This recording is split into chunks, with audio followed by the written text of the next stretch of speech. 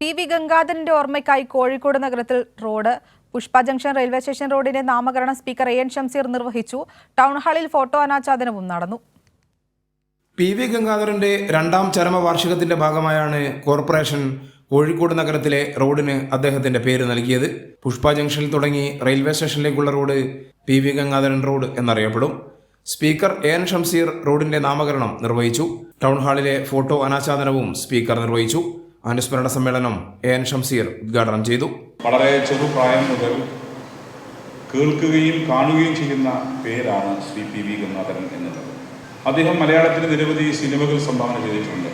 Ever റിമെമ്പറബിൾ അല്ലെങ്കിൽ മലയാളിക്ക് ഒരിക്കലും മറക്കാൻ കഴിയാത്ത നല്ല സിനിമകൾ സംഭാവന ചെയ്തത് അദ്ദേഹത്തിൻ്റെ മുൻകൈയിലാണ്.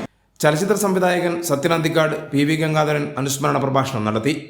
പി.വി. എന്ന് പറയുന്നത് എല്ലാവരുടെയും ഒരു ആശ്രയ കേന്ദ്രമായിരുന്നു. അനുകരിക്കാൻ പറ്റാത്ത ഒരു വ്യക്തിത്വമാണ് പി.വി. നമുക്ക് അനുകരിക്കാൻ തോന്നും പലപ്പോഴും. പി.വി. പോലെ പെരുമാറിയിരുന്നെങ്കിൽ, പി.വി. പോലെ എല്ലാ കാര്യങ്ങളും ഇടപെട്ടിരുന്നെങ്കിൽ എന്നൊക്കെ നമുക്ക് തോന്നും. പക്ഷെ നമുക്ക് ആർക്കും അനുകരിക്കാനാവാത്ത അത്രയ്ക്കും ഉയരത്തിലാണ് അദ്ദേഹത്തിൻ്റെ പ്രവർത്തനങ്ങളുണ്ടായിരുന്നത്. രാജൻ പാടൂരിനുള്ള കൈത്താങ് സഹായം സത്യൻ അന്തിക്കാട് കൈമാറി.